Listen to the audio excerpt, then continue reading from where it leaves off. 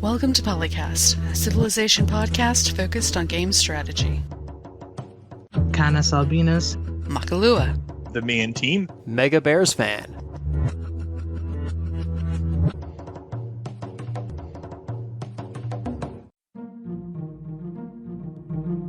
press Alt-Z to use GeForce Experience in-game overlay. I'm not in a game! Oh, 404, podcast is found. As in, I can see it on YouTube. Ah, good. That's probably going to be our title, too. Anyway, let's try starting again.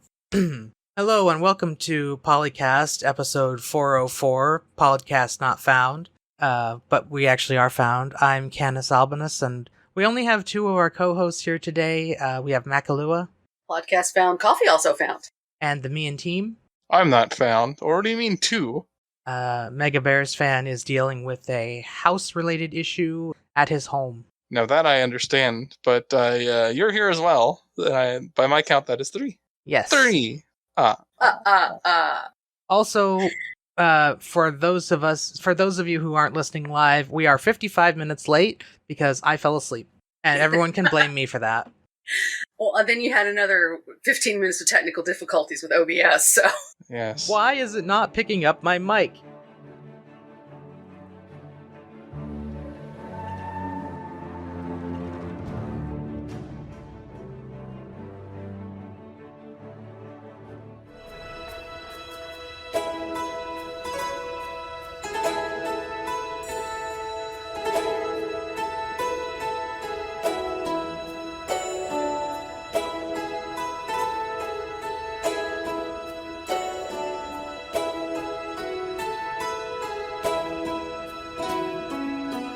Well, not news to us because we've known actually for a while, but it's going to be news to those of you listeners, all of you who know DanQ. Well, part of the reason he's went off and is doing this is more of an occasional thing is he is now a dad, and that actually happened last year. There's a little boy named Evan. Where is he? He's not to 6 months yet, I don't think, or maybe he is. I think he is. I think he was born. If he was born last year, he's at least 6 months old. Okay. I can. Hi, listeners. I can math. No, I can't. But it's doing very well. He and mom and baby and everybody's doing very well, and he's apparently a decently well-behaved baby. So at least he's getting his sleep and things, and that he's been able to play with us more often. On the Saturday night multiplayer. So if anybody wants to just pop in on the thread and say congrats to Dan, you can. Also, this thread was posted a while ago, but we've missed a couple shows since then, so... 4th of July and other things. 4th of July and also medication shifts again. Yay, not. But he is also a very adorable baby. We have seen pictures. I don't know if there are any posted pictures in public, but... No, just in private to those of us that he knows well. Yeah. But even Dad was talking... even Dan was talking about that the other day, that it's like... The Dan himself is grumpy. Oh gosh, I have to go get him. And the baby looks at him and has the cute face, and he's like, "Oh, you're so cute." So I'm sitting there thinking, yeah, that's how they get you. So you don't want to put them back in the crib and go cry yourself out. Blah! Yeah.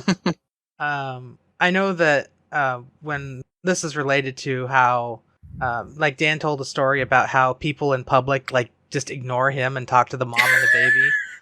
Where does he get the red hair from? I'm right here. Yeah. But it reminds me of how when I was a very small baby, my mom, I was born with more hair than some kids have when they're 3 years old. So a lot of people would come up to my mother and say, "How is she? She looks really cute. How old is she? She looks like she's a year old." And then they'd run their fingers through my hair, and it would drive my mom nuts. Yeah, I don't know. Touching other people's kids is odd. Yeah. Yes. But a lot of people just feel inclined to for some reason. We're touching the mom when she's pregnant. That's even more like, why are you touching her? I mean, they're both weird. If you want to say one's worse than the other, I won't quibble. But generally, just touching people out of nowhere without permission. Why? Yeah. We'll stop. Especially very young children. Anybody really, though, to be fair. That's your lesson for the day. Don't touch people without asking. And don't touch their kids without asking either. Walk up to random strangers and give them hugs. Actually, let's amend that. Don't touch other people's kids. Okay. So I think we've established that. Yeah. Boundaries. Boundaries, please.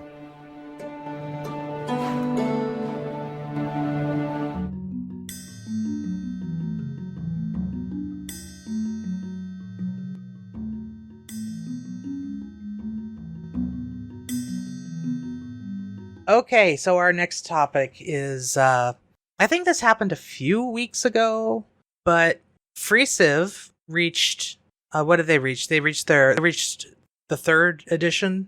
They reached 3.0, which has a lot of, like, Civ 3 stuff in it.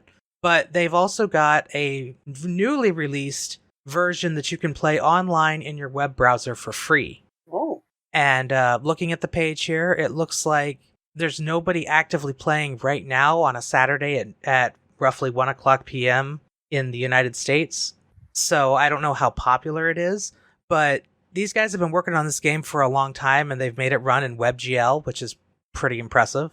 And the fact that FreeCiv itself has reached like Civ 3's level of stuff. Yeah, because when they first started out, they were really just trying to emulate like Civ 1 or 2, and the fact that they got this far and everything is that's just great, actually. If I recall correctly, now I don't have any sources to back this up because I don't know these people personally, but I think the reason that FreeCiv exists is because they were trying to get the source code for Civ 2, and somebody in an interview said that Civ 2's source code was lost because it was like it was the Microprose computers, and the only person who would have like kept that would probably have been Brian Reynolds, and he was 2 companies removed from it at the time they were looking for it. So, and I know that they haven't re-released Civ 2 and Civ 1 in very many years at this point. So I'm sort of suspecting that that's part of the reason why it hasn't been re-released is because the source code is missing. But I believe that's where Civ 2 originally, or FreeCiv originally came from, was we want to play Civ 2, but we can't find a copy of it. Yeah, because there's never been a big master edition like with all the Civs in it. We have ones for each like individual one where it's got all of the DLCs or extras from Civ 3 forward. But yeah, Civ 1 and... We have Civilization Chronicles, which came out before Civ 5, so that's well over 10 years ago now.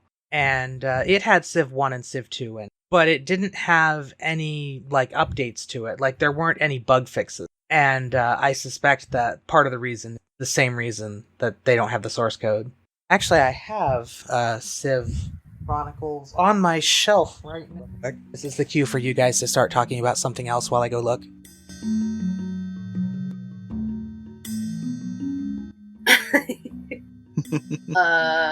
What did we talk about? I don't know.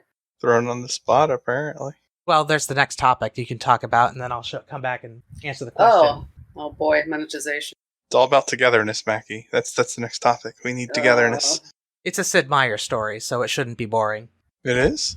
Wait a minute, I'm supposed to introduce that story, aren't I? No, I'm not. You are, Phil.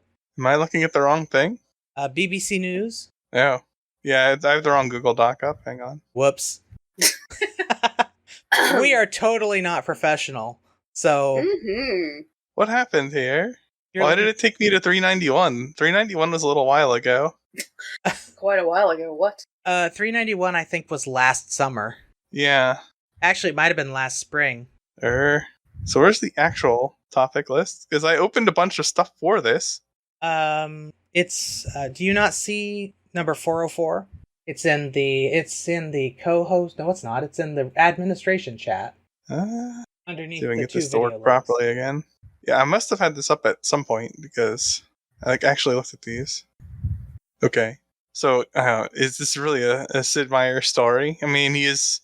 The article is titled, he warns the games industry about monetization. So... Yeah. Yeah. That's why it's relevant to this podcast. Yeah, well, I mean, we're...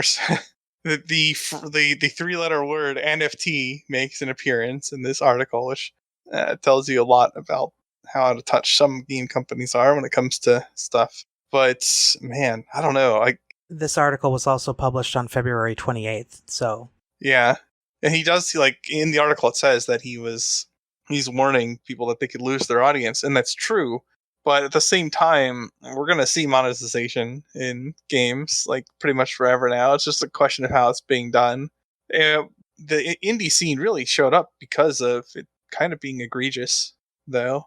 So there's always going to be, like, some pushback against nonsense, too. Yeah, I don't know. I would like there to be no monetization. You buy the game and you own the game, but we don't have the leverage for that. the younger generations take the worst deals, and then we're stuck with the worst deals if we want to play the new game. Basically, what it looks like Sid is saying is, remember that gaming is not guaranteed to keep growing, especially if game companies start doing this kind of stuff that people don't like. Yeah, but that's standard market force stuff, right? Like, people will buy things if the value is higher to them than what they're giving up. The direct quote is, there are a lot of ways people can spend their leisure time. I think the way the internet works, once a shift starts to happen, then everybody runs to that side of the ship. We need to be sure that our games continue to be high quality and fun to play. There are so many other forms of entertainment out there right now. We're in a good position, but we need to realize how critical the gameplay is, and that how it is the engine that keeps people playing happy and fun. Yeah, well, I agree with that. The gameplay should be the top priority for a game, yes. That is its purpose. I know we forget sometimes, right, Paradox? I should call out Hearts of Iron specifically. But, yeah. I mean, Hearts of Iron... what are the sales numbers on Hearts of Iron? They can't be great. It's performed pretty well overall, though, and that annoys me. It also makes me a little less hopeful that the gaming companies or the wider internet will heed Sid's warning here, because, frankly, if that's performing at a high level, like, your standards are pretty low. And there's a lot of people who ratio me whenever I point out that these things are unacceptably bad. And we'll get a little bit into some of that, but to a much lesser extent in Civ 6 later as well. In that case, it's more pertinent to an upcoming topic. Yeah.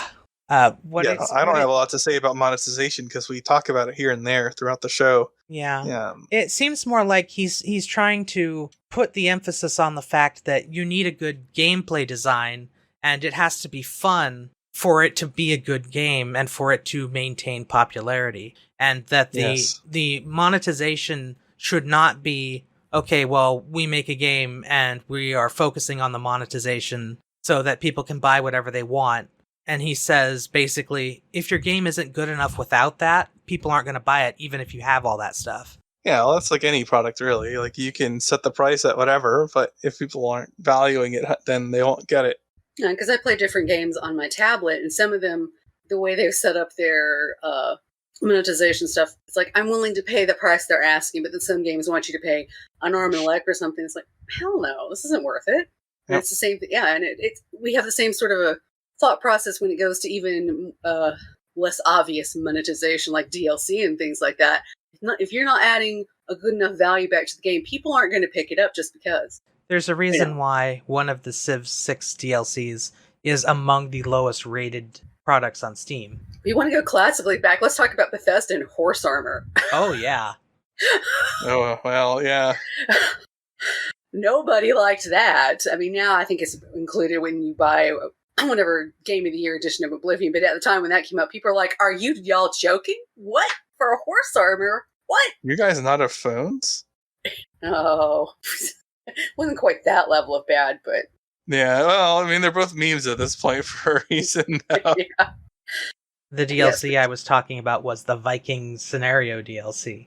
Anyone remembers that? Because when you bought Civ 6 Deluxe, they said, you get the first 4 DLC free. So the first DLC was a Civ, the second DLC was the Vikings scenario DLC. And people were like, what kind of hokey bullcrap is this? Because, if you're going to give us a scenario and, I think there were also a couple of natural wonders in it, and that was it. Just yeah, that's really a full price DLC when you compare to, we got a DLC with, I forget who the DLC Civs are now. Yeah, but when you've built up a Viking scenario and these special natural wonders of the world, you could have thrown in an extra leader for Norway or somebody, or... Yeah. Also, if you've ever played the Norway scenario, it's not that great. I have not played it. None of the scenarios in the DLC are particularly awesome. I mean, they're fun for an afternoon, but... Yeah, but the price they want for most of those is not just for an afternoon of fun. You're not going to get that full afternoon out of it. I don't know. It's worth about $1 on minimum wage. Or an hour on minimum wage. Actually, depending on where you are, it could be more than that, but... Or less. It might only be half an hour if you're in a good spot. Well, I know here that the minimum wage is the federal minimum wage, and you Until this year, you didn't have any problems living on that. But times are a-changin'. Oh, please, I don't want inflation as a Civ mechanic. Oh. I don't think that will be I added. imagine there'd be some salt over it. I suspect that coalition and alliance mechanics will be added in Civ 7. I don't think there will be an inflation mechanic. Well, we've had alliances on and off throughout the Civs. I guess Civ 2 had something like a coalition. I mean, up until very recently, there hasn't been a lot of, yeah, NATO has existed, but it's not been a big point in our lives. Like, the fact that all of Europe, or that most of Europe was in a coalition with the US and Canada, was not a major news. No, I'm just thinking item about the old Civ mechanic. Like, I think Civ 2 had something like it. where you could ally each other and have, like, a coalition. Or the AI would make coalitions against you or something. Like, it reacted when you started conquering it. Maybe I'm misremembering that, or it was like extra content or something. But I do remember something along those lines. But of course, most of my association with coalitions comes from EU4, and to a lesser extent, CK2. Civ 6 technically has coalitions, but they're not like alliances. They're just, oh, there's an emergency happening, we'll all get together, and that's technically a coalition. But Yeah, that's true. looking at the list of Civ 2... Civ 4 had defensive pacts and permanent alliances, which Yeah. are... Defensive pacts were also, like, not really coalitions, but they were pseudo-functional in that capacity. They could basically become a coalition if you just had, like, 5 people. Yeah, if everyone signed a defensive pact with everyone else. That's a lot like the CK2 variant of it. Let's see, we have difficulty level, espionage, food, gold, high council, luxuries, Odeo year, which I think is what? I actually don't know that term. Is a special year occurring in Civ 2 where periods of anarchy come to an end and players are permitted to choose a new form of government. It occurs every 4th turn, regardless of the number of in-game years this involves. Barbarians are spawned on every 16-turn cycle, which happens to be every 4th Oedo year. I'm saying that wrong. Yeah, I remember something like this, but...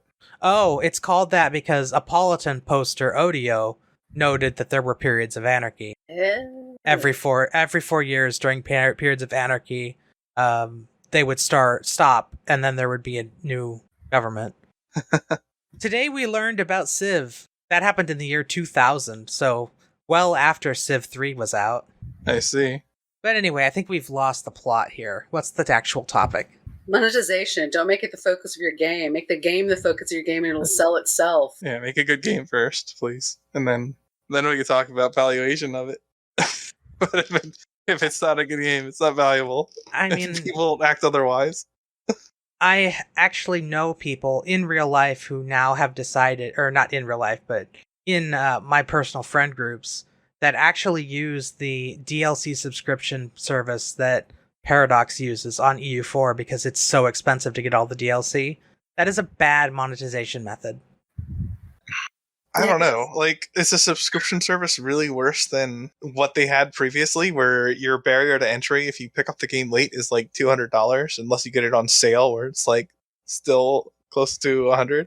I'm going to be honest. For a game like EU4 that is now approaching 10 years old, I think if the DLC came out more than 3 years ago, it should just be rolled into the game. I guess. Yeah, I was gonna say, when you have something that lasts that long, it feels like every year or two they should be rolling in whatever, like, they wouldn't want to put like the last 2 or 3, like the last 2 at least, most recent DLC, but anything before that could be rolled into the base game. Because if somebody comes in and only buys base EU4 and then they look at stuff on forums, they have no idea what people are talking about because things have been patched into even the base game, some of the functionality from the DLCs. So, like, why not give them at least a head start, and then you can still sell them on the other 2 DLC? But it's like they're trying to, what's the phrase? Blood from a turnip there? Huh? Oh, yeah. I guess I'm thinking, what features from Conquest of Paradise still exist in EU4 unchanged? They've been changed for sure, but they're still there. Like, for instance, here are the things that are added to Conquest of Paradise as expansion features. Play as a colonial nation. Mechanics for tribal nations in North America. Actually, that first one you mentioned is unchanged. Yeah, that's the only thing. And the other is a random new world generator, which The native... The algorithm for that's been altered, but it still does the same thing it did when you got it.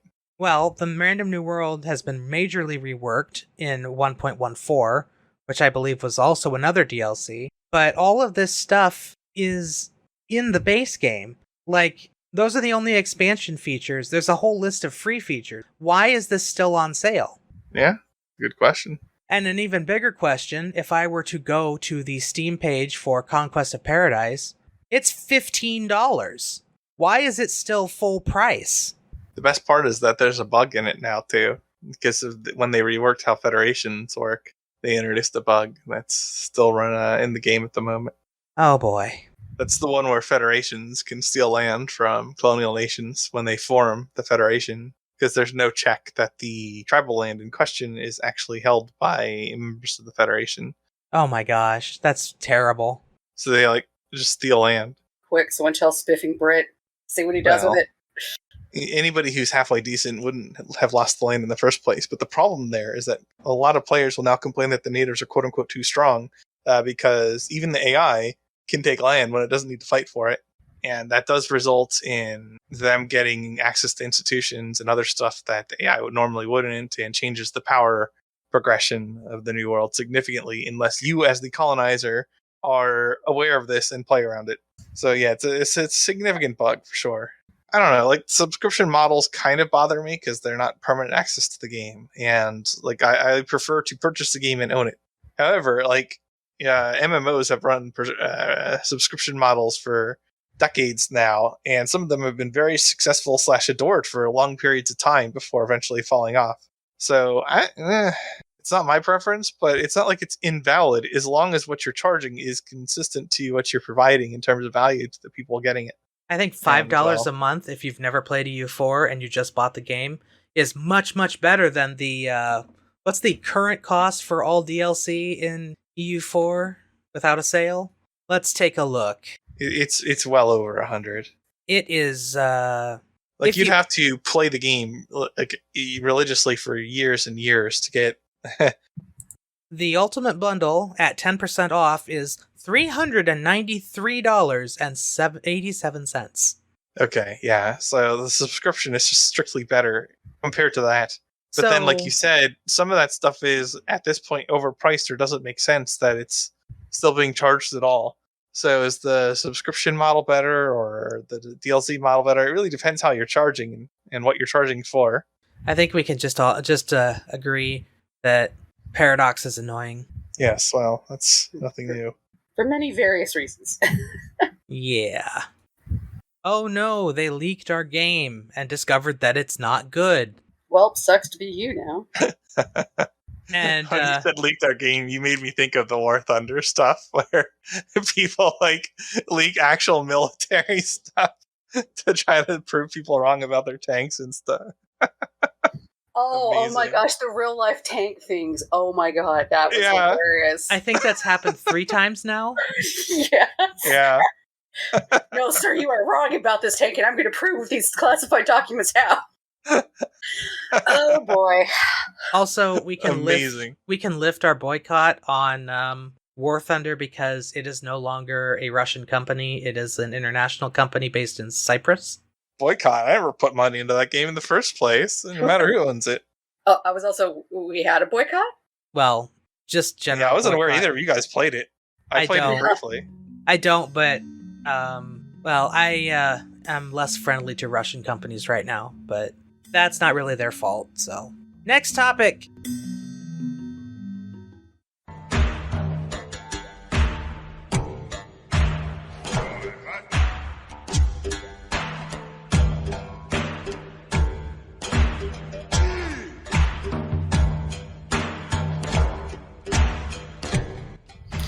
Next topic, hey, multiplayer, since we were sort of ish talking about that, but so over on YouTube, what's his username? Fileplum? Can find the thing again.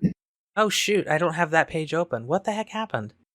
No, Valefisk. I'm sorry, I don't know where I got the other name from. But plays a lot of different games. Decided to pulled in some people from Discord. Yeah, we're going to play Civ 6. We're going to, so one, it's already an 8-player multiplayer game, which, as I can tell you from our regular Saturday game with the guys. Certain sizes of map are not happy. Even though it's technically supported, it's still not happy with this many people in multiplayer. I don't think they had AI in here. I think it was just all of them against each other. But of course, they spent the first 16 minutes of their thing having the exact same problems that we've had sometimes when we try to do larger games, trying to get everybody connected.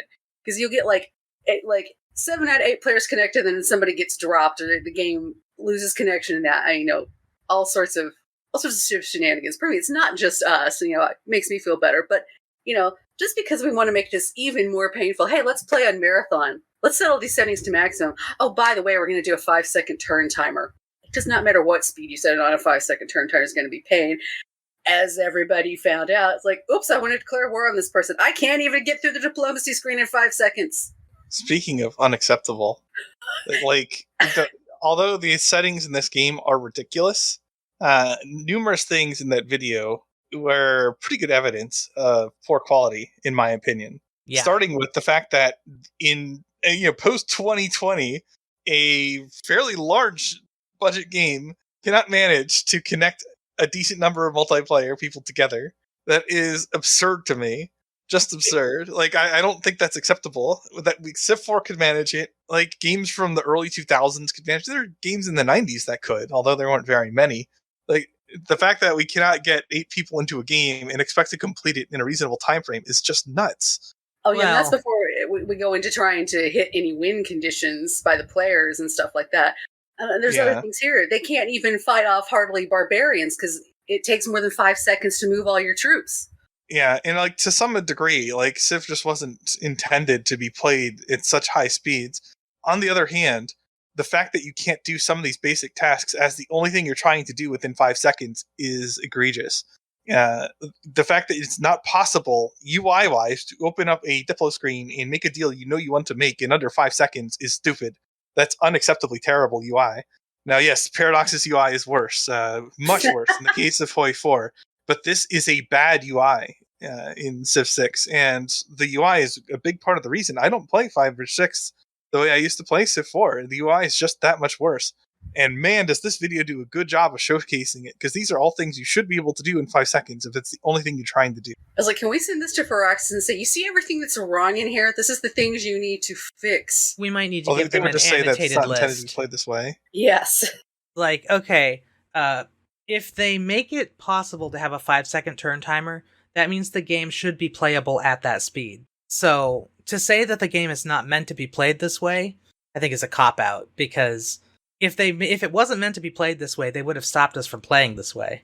Yeah, there would be a minimum, a 30-second turn timer or something like that, which I think is the minimum in multiplayer, actually, or it may not be, maybe a little bit, right stuff. They just played a 5-second turn timer, but by default, without you fiddling with it much, it defaults to something like, if you have the dynamic turn timer and it adds the more time, they already need to put in a dynamic turn timer that you are going to need more time as you go on. So why is this?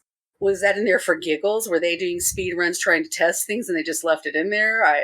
I don't know. What it comes down to, I think, is for the UI, it's very pretty. It just doesn't work well. And it needs to work before it's pretty. Yeah. I like the design aesthetic of Age of Exploration because it does look really nice. But you can't let that overrule things like, hey, can I set all my cities to do one thing? Or can I move my units fast enough that I can respond to something happening within a certain amount of time? Why is there a delay between player input acts? That's just why. Especially if you turn off animations. What is the justification that you cannot move 3 units in 4 seconds? Also, there's no reason, absent animations delaying you, that's physically impossible. Why do we have to have animations even if we turn it on to no animations mode? Yeah, that's true too. I mean, Civ 5 didn't have animations, and we were fine with that. Well, I guess Civ 5 did have animations, but you always turned them off because... Turning them off actually turned them off. Yeah. Although Civ 5 had very significant optimization issues as well. And man, the inconsistent input buffering there was really frustrating. That's in Civ 6 as well. I hate inconsistent input buffering. Yeah, It's you start trusting it, then you get taught that you can't trust it. And so like now you're waiting to see if the game actually took your orders or not, rather than like playing the game. You're waiting to see if the game did something that you told it to do first, and then you can continue playing the game. And when that's happening, like, 30 times a turn or something, and you're on a timer, that feels really bad. Yeah, and it doesn't matter whether it's the co-op or competitive multiplayer. You don't want that lag in there because it also extends all the turns and extends the playtime. And it's just not conducive to fun. That's another thing too. Like if you're playing under a timer and you give an order and you move away after giving the order, you've confirmed that you've given the order. Having it not go through is such that's very frustrating. But also, like, you lose time now because now you can't trust it. Now you have to stay there and watch. Now you lose a couple seconds for every input you do to make sure that your input actually counted. And yeah, I know latency's a thing, but like we're not playing on like 4-second latency like this. We're not playing on old school satellite uplinks, okay? We're Or dial-up. Well, once upon a time, one of us was, but that was a couple of years ago now. Yeah, but even so, with that, it still wasn't that bad. I mean, we're talking everybody has only like double-digit ping at most, so it's not like back when I used to play online games with 300 ping.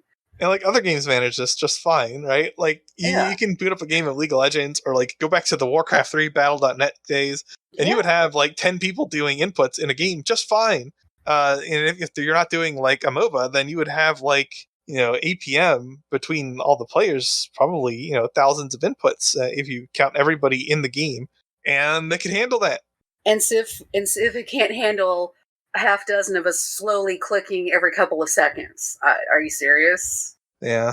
Now there might be engine choices that lead to that being difficult, but then why make those choices? I really disagree with that at the core design level of the game, because it goes back to like make the good game first, and then build how it looks. I do know that they build their own like game engine every time they make a Civ game.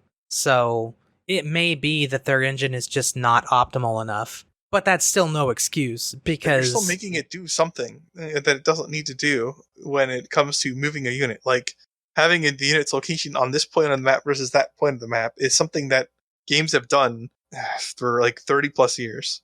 And why am I still getting these kind of input lags in single player? Like, is the game taking up that much of a chunk of resources? It can't, not quite instantly, but with a very small lag, produce me going click, click, click, click, click. I mean... Yeah, there's something going on there that's weird with the engine, for sure. I could go and, like, pull up one of my old software engineering / programming textbooks, and if I still have them, I may have given them back to the school. But if there are ways that you can go through code or games like this and figure out what is causing these problems. A lot of times there will be times where we're losing seconds in initiation and we're losing seconds in functions, and then we don't stop and think about how that might be a problem, and then it builds up over time, which is probably what happened here, is that they just have too many things going at once, and everything is built into how everything moves, and it's just... too many end of turn, start of turn checks or something. Or more likely, too many on-player click actions. Yeah. Or on-player drag actions or something. Because under normal circumstances, it should not be difficult to tell a unit on a grid to move one tile. Because there's only so many checks you would need to do if you're moving a unit. But if you're going through every check on every move, and it's not just the moves that the player makes, but the moves that the AI makes, can very quickly snowball. But if you haven't watched the video is quite funny. It does end. They do actually reach a victory condition. At one point, the video devolves into a Counter-Strike game, because one of them starts playing Counter-Strike halfway through. And they're playing chess against each other while waiting for the turn timers to go through, yeah. Which I admit I've done that on when playing Dominions with my nephews. Dominions is a significantly harder game, though. Well, it's slower, and some of them are still learning. So, like, someone will finish a turn, and now there's a lot of time to make moves in chess. So, yeah, rather than like 5 seconds. Oh, does Dominions not have simultaneous turns? It does, but like if 2 of us finish and the other person is still trying to figure out the game, and it's going to be like another 10 minutes, there's some time for chess. And yeah, I have told multiple people that like getting to a decent level of knowledge in Dominions is kind of like taking a multiple credit hour college course. It's not a small investment to attain the knowledge. So like people who are learning will take longer turns. It's just a matter of reality. So yeah, now we have a new way to play our weekend multiplayer games. Marathon with 5-second timer. Oh, I don't even think Grim could do 5-second turn timer. I don't think anybody can effectively. I think that video proved it. Yeah, the game's engine just holds you up too much. I have an RTS background. I was pretty good at StarCraft 2 for a little bit. Not like amazing, but pretty good. You'd probably handle it okay if we weren't gated by the game. I mean, our games always have a lot of people from disparate parts of the West. Like, we have somebody in Denmark and somebody in France, and two people in Canada usually, and then a couple of us in the US. And at different points, we've had Australians and Californians, and pretty big spread of distances involved. But so at minimum, you're going to get pretty stupid latency, like even if the connections are otherwise perfect. I think for a while somebody was playing from Korea, right? Yeah. Yes, that is true. But Korea has super good internet, so. But it's still on the other side of the globe. It's probably a better connection than Australia. But yeah, it's not. You're still going to get high latency. There's nothing they could do. I mean, even fiber optic can only move 2/3 the speed of light. Yeah. Yeah. But the point being is, despite all of that, despite having players spread around the world in one game, maybe being hosted either in the US or Canada, it's not been the lag that's gotten us. It's been the game being slow. Yeah. And it's far beyond anybody's lag that we're having problems. And that was true for 5 and 6. Back in 4, we didn't have... I don't think... 4 was great with multiplayer. Yeah. But, yeah. Well, I mean, yeah, we had permanent alliances for ending the games in the vassal states to just end the game and see the end screen. But yeah, more importantly, we could put like 10 people in a game and it would function. Now, we'd usually split it up. But we did have games where with like 8 people, and not only would it function, but we could expect to finish those games in 2 to 3 hours, and sometimes get a second in an evening. Like, that's just not a thing in Civ 6. Civ 5 even you might could start a second, but Civ 6 has been a one game only since the start. Yeah. Civ 5 was, as I remember it, for the period that I was playing with you guys, because I wasn't there the whole time, but you would start out with, like, if you had 3 people in the game, easy 2-game night. If you had 4 people in the game, it was a maybe. It was a 5 people in the game, there was no chance of a second game. And it all came down to the number of people in the game and how stable it was with those players. Because at some point it would just start dragging, and it was the game, not us. Yeah, and Civ 5 got better over time in terms of its stability. Because when it first dropped, like, we just kept playing Civ 4 because it was not functional. Like, objectively, you could not progress in a game and like expect to complete 50 turns without everything just dying in a fire. By the end of it, it was very much like described here, where like you could reasonably expect to complete 2 games with 3 people in an evening. If your map was too big, you might have a problem with every time somebody took a city, there would be a desync. Yeah, I don't understand that either. Why is this so hard in modern Civ games? We could play on huge in Civ 4, like nothing. And there were more cities. The city spacing rules were more lax. Like, you could put them closer together in Civ 4 than future Civ games. So it was like not uncommon to be managing 30 to 50 cities by the end of those for like the players who were in the lead. And like, it can still run that. Like, why is this so hard now? What are they doing with their engine? It's ridiculous. I don't know. I can only assume it's just generational overweight in that they have so many, maybe they have such stuff that, I don't know. You would think that the games would get better as programming languages get better, but I think they're still programming in C++, which is really good for if you want to make something really, really, really efficient, but that does not seem to be the focus here. So even if it runs in C# with a virtual machine at the back, it probably wouldn't do that much worse in terms of, I don't know. I don't have that much experience with C++ and C#. So they're probably asking the game to check things unnecessarily or do processes unnecessarily. And they may have not had enough time in the initial development cycle to go back and look for those inefficiencies. They may have been pushed to get it out, too. That's the other thing with modern development. Yeah, although a lot of that comes down to design. The lead dev of EU4 was actually talking about it. Like, they're not adding more provinces because the way they initially set up the engine was just like there's too many things calculated every single day at the province level. So every time you add more provinces, you're just adding a ridiculous number of extra checks to the game. Like more so than the number of AI tags in the world, which is also huge. So you have a lot of different AI scripts running in parallel. But even compared to that, just the province count has more computations. Now, from a design perspective, was that necessary? Did you really need to have everything being calculated daily at the province level? Probably not. You could probably get pretty similar decisions being made by the player by designing those considerations a little differently. But you would have had to either do that right from the beginning or rework the game to change how it's approaching things at the province level.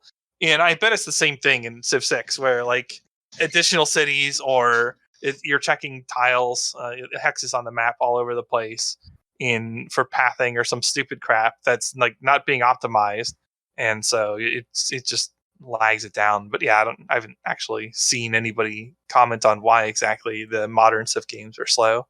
It doesn't seem like we have the same level of technological experience in the game forums that we used to years and years ago, because it doesn't seem like a lot of people are around doing the kind of deep analyses on such levels as we saw in previous games. I mean, that's true, but that was always like one or two guys. Well, yeah. Yeah, they're all retired or not playing Civ anymore. So It's not like we just had like 30 programmers on hand on Civ Fanatics back in the Civ 4 days. There's like one guy who would like code dive the stuff and like teach us all. I know in Civ 6 we don't have the DLL, and that doesn't help, but yeah, that's true too. Aren't there at least a few cases where people would like deep dive and just run simulations over and over to get the answers? Yeah, trying to figure out some of the rules, the way the game decided to do things and stuff. Yeah, like I know that at least one person got a job at Firaxis because they figured out the corruption system in Civ 3 or maybe Civ 2. Well, that may be the other problem, is that the people are getting hired by not necessarily just Firaxis, but other developers, and then they don't have the time to sit there and run all these deep simulations anymore. And it was only ever a handful of people that were super, super into the game code like that. So I have a feeling that's why UI is bad too. They're having people do it where it's not their expertise, and so they don't think about everything. Well, I know that Firaxis had a UX designer position available for the entire time Civ 6 was on development, so yeah, I'm sure that didn't help. But like, you still need to have UI ultimately in the game, so someone puts that in, even if it's not their thing, and then it's not as good. I guess strategy just doesn't hire them like other game companies do. And the irony is that when Civ 6 first came out, there was actually talk of it being an esport. Yeah, not with this interface. I mean, it would be really cool-ish, but you gotta actually put some effort into streamlining and doing it properly if you want a game to become popular esports. Yeah, there's a lot of barriers to a game like Civ going into esports or the Paradox games. Like the premise of the game is already a barrier, so anything else in addition to that is just going to make it worse. There's not a whole lot of interest in slow map games in esports. Yeah, generally not. Although it would be fascinating to watch the people who can do Prey 1600 World Conquest go up against each other with a time constraint. Well, we've got the Civ World Cup. Yeah. They do have tournaments, it's just they're not... but it's not going to like draw esports levels. They're not... You don't win like a $10,000 prize or anything, but we have our own nerd categories. Yeah. Civ nerds, that's all of us. If we weren't Civ nerds, would we be doing a podcast after 404 episodes? Spending our Saturday afternoons twice a month, every day for however many years? Well, it would be great if we could do a lot less of, can you please fix this? I mean, for Exis, we love you, but oh, geez. I think we spend a lot more time than we used to going over, can you fix this? Or this is broken, and oh. It seems like with Civ 6, after they stopped working on it, is when it got to the point where we were just like, guys, we love your game. It's great. Could you fix the problems that make it unplayable? Nope. You can even one have game without people desyncing, just once. We don't like your launcher, but we understand that that's probably imposed upon you by 2K. Oh, by the way, there was another 2K launcher update on Civ 6, which made me really happy when I saw the Civ 6 update, and then it was another freaking 2K update. And then, less than a week as later... soon as I saw the size of the update, I'm like, yeah, I know what this is, and I'm not interested. It gets better. And then, because the update had the same patch notes as the previous update, improved launcher. Yeah, big deal. And then the within a week there was another update, and it was patcher hotfix, and it just said fixed an error with previous launcher update. It's like, because it was not letting people on the Steam Deck play the games. Oh wow, guys! I mean, that was on the 2K and not for Xbox, but still, oh wow. Maybe you don't push the update to your launcher till you know that it works. You should test, Maybe you don't need a launcher. Well, yes, there's that, but the companies are never going to accept that because how else can they put more ads in your face? I mean, I didn't like the fact that they Steam page. Yeah. Or if they're really gonna want to be cretins about it, they just put it in game, right? I mean, we've already seen that. They did that in Civ 5, and it wasn't terrible. It's better than having a launcher. Yeah. I liked how they gave the Go Beyond Earth button at the end of Civ 5 when you got a space victory. That was a very clever way to advertise a new game. Yeah. Because you only saw it if you won the game that way, and it wasn't obtrusive, it was just a button. Or like cameos and references to your other games within the game are also... Oh yeah, the XCOM unit. That dates back all the way. Yes. The XCOM unit made me smile so much. Yes. And it shouldn't have, because it was a blatant rip-off or blatant crossover, but who cares? That's the best way to do advertising, is when you do it so subtly that it's still fun. Well, it doesn't even have to be subtle. You're just doing it like that. It's better when it's subtle, though, because if it's subtle, you don't recognize it until it's already happened, and you're like, oh, that's cool. The best way to be advertised to is to be advertised to in such a way that you don't realize you're being advertised to. And I think that's true for both the advertiser and the advertisee, because the advertisee feels less annoyed, and the advertiser gets better mind think. You feel pleasantly inclined to them instead of gritting your teeth and going every time you see their ads. Instead of like, oh, hey, look, the ad came on. That's just... I will tell a story about this advertisement on the local radio station where I live, and this was on the air for at least 2 or 3 years, and it was awful. Here's the story. It is a chair upholstery and like mattress repair company that just refills your couch cushions when they're too flat. And the way they decided to advertise their thing was, the truck reverse beep when you're trying to back up a truck? 7 of those in a row with no context for like 15 seconds. And you have no idea what's going on. And then it goes, help, I've fallen, I can't get up. And then it starts talking about refilling your couch cushions. And 3 years, and the beeps were always louder than everything else on the entire channel, including lightning strikes. Ugh. I never, ever want to hear that company's name again. Ads being unnecessarily loud is also a problem generally. Like they're like way louder than the surrounding stuff. Well, our government finally did decide to make that illegal. And it's mostly worked. Yes, mostly.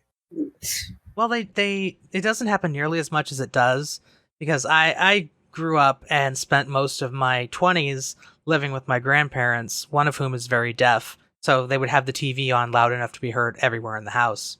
So you end up with this situation where, oh, there's a really loud commercial on this TV that's turned up to like 7/8 of the max volume. Yeah. I would prefer a jackhammer outside the door. But anyway, we should probably move on to the next topic, otherwise we're going to be here forever talking about weird stuff. Or we could not talk about it and talk about it next time. Oh, that's up to you guys, but weren't you the one introducing the next topic? Am I? Oh yeah, we were gonna do it together because you have opinions about it, but I haven't introduced anything since FreeCiv.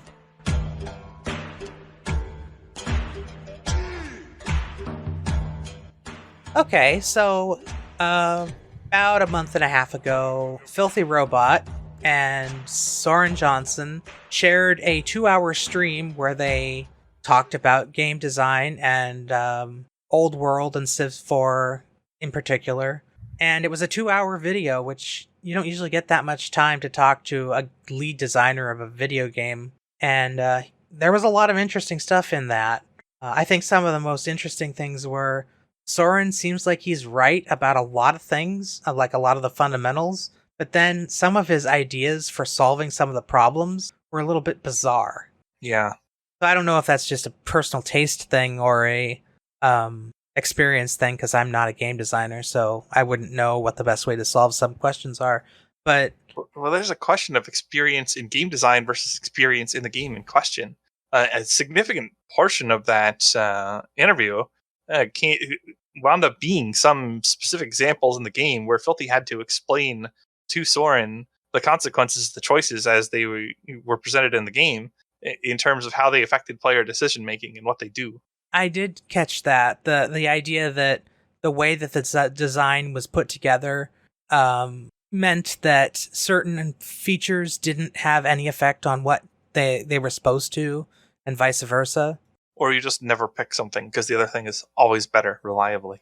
I think the biggest example was they were talking about whether the movement order system had any effect on attack or defense priority.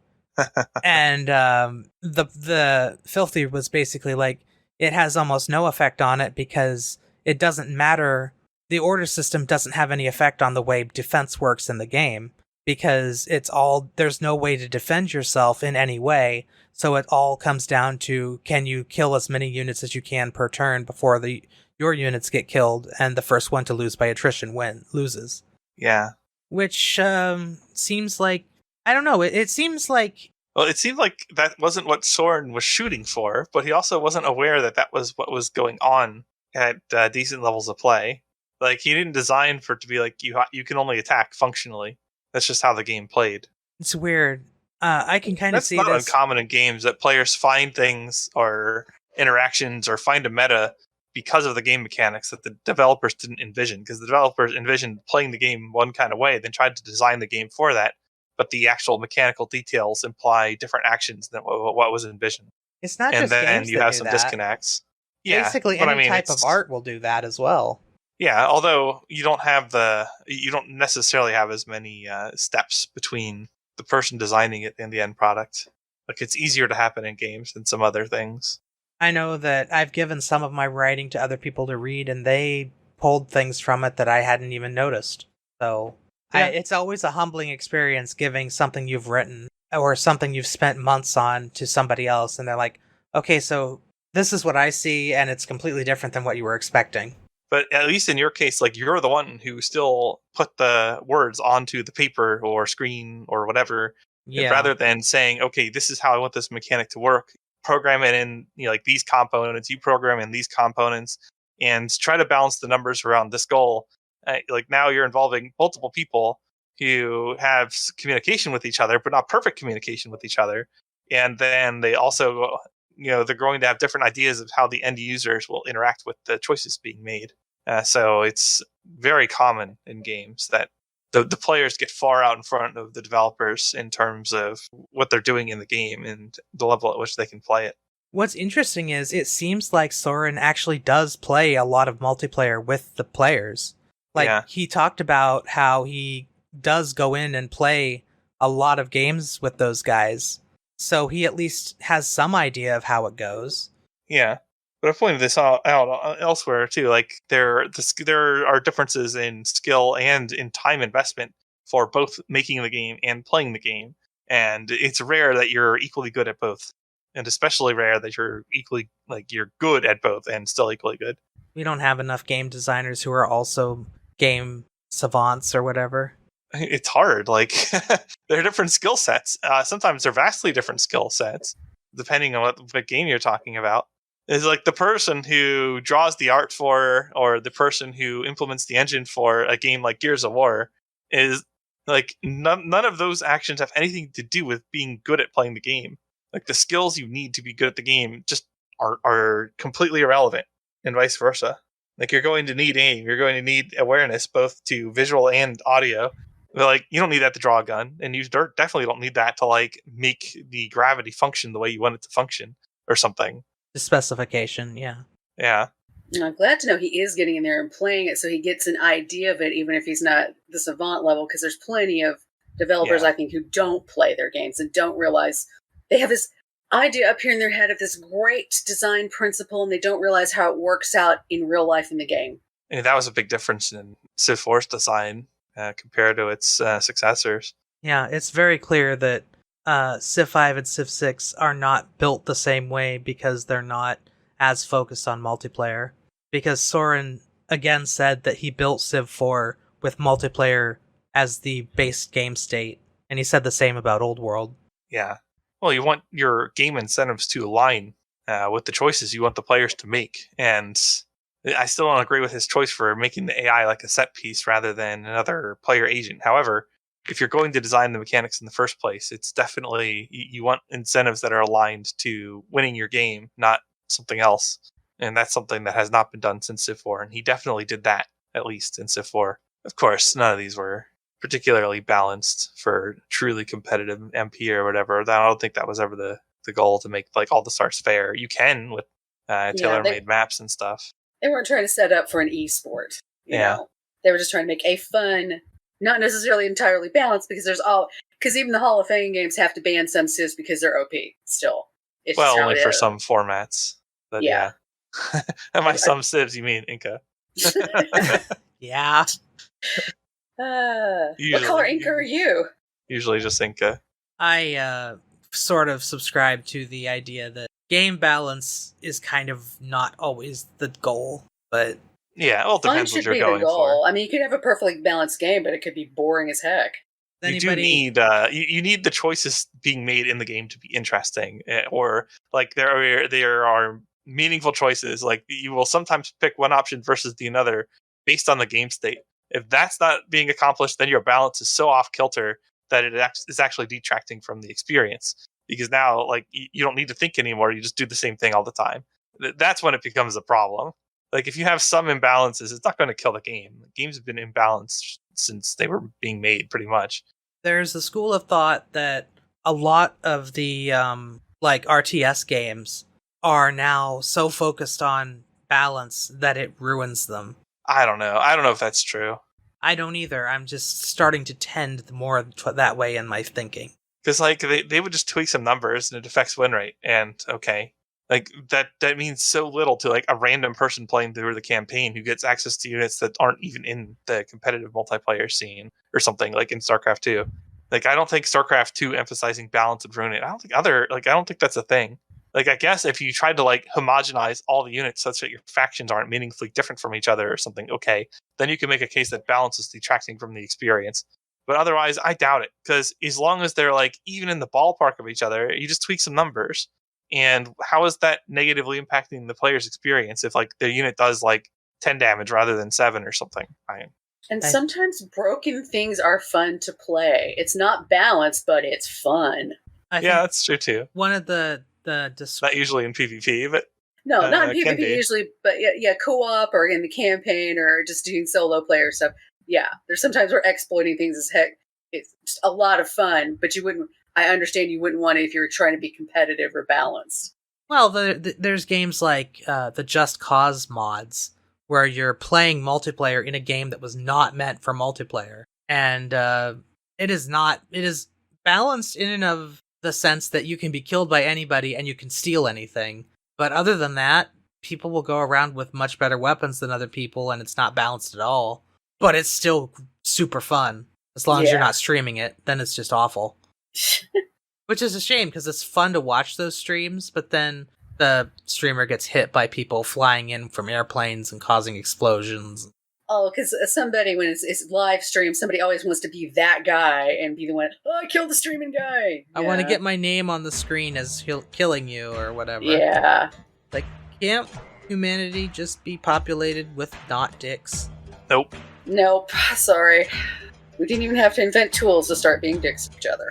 You don't need to invent rocks. Okay, Kane. Just saying. I'm not disagreeing with you.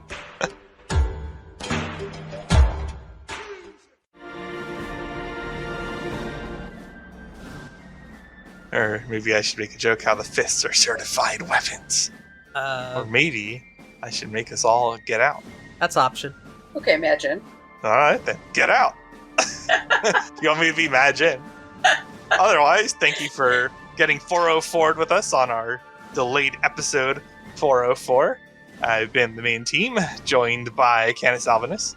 How hard could it possibly be to screw a screw into a stud in a wall? Turns out, it's not that easy. And Makahlua.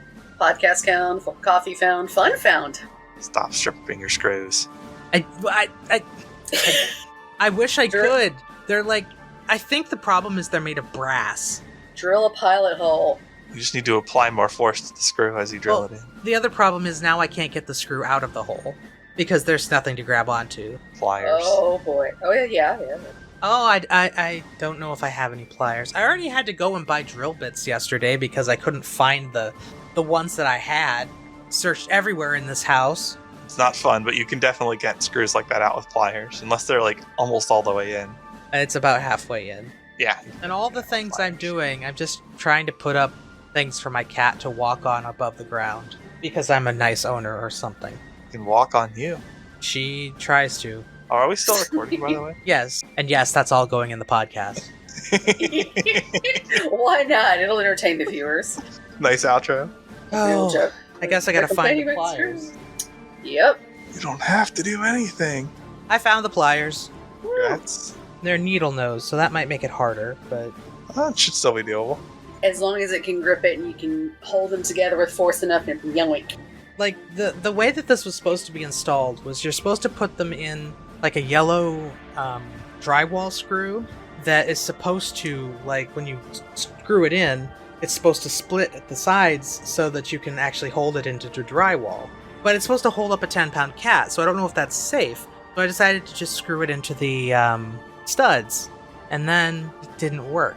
So now I've got several holes in my wall that I gotta figure out what to do with, and it still isn't on the wall. Should have just used toggle bolts with the drywall. Toggle bolt. It the way it braces, then the drywall distributes the force, so the drywall is less likely to fail if you just hang something off the drywall. This is also a 40-year-old house. Yeah, even so though, like you can get toggle bolts that are rated to fairly high weights. Because we had metal studs when I was trying to hang a TV for my brother. We're like trying to install that so that a bunch of students could look at images being done, like imaging, without all having to huddle over like a tiny computer monitor. So we hung a TV off of chains, a fairly large one, on a couple toggle bolts. That was the solution we came up with. I think it was actually Majin or somebody, I think it was Majin, who suggested that way back in the day. So there you Majin go. is kind of a mechanical genius.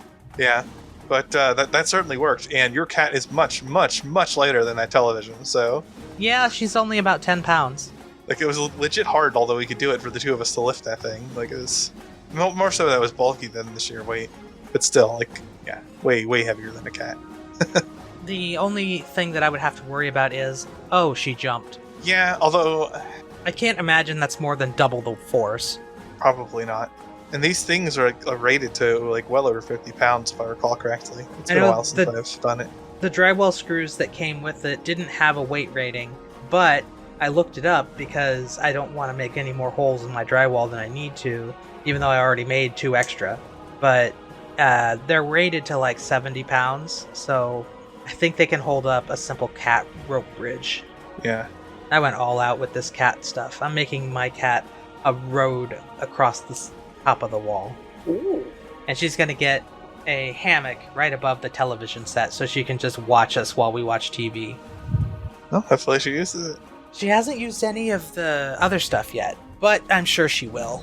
Eventually she'll stop smelling all the other stuff.